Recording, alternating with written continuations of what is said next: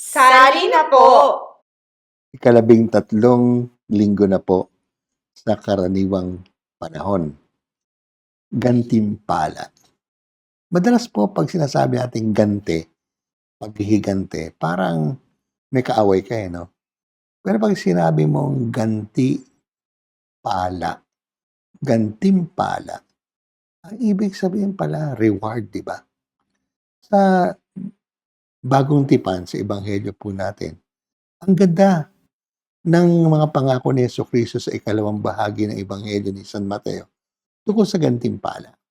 Everyone who receives you receives me, receives the one who sent me, at meron kayong reward.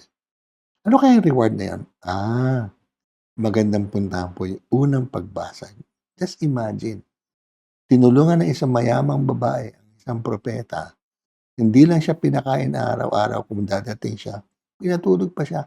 Alam niyo po yung ganti ng Panginoon sa kagandahang loob ng babaeng to, talagang pagpapala, nagkaroon siya ng anak. Kasi matagal na sila walang anak ng kanyang asawa. Tumatanda na kanyang asawa. Anong gantimpala? Biruin niyo buhay ang kapalit sa konting pagkain. Ano pa kaya ang Diyos? Ang gantimpala niya, habang buhay.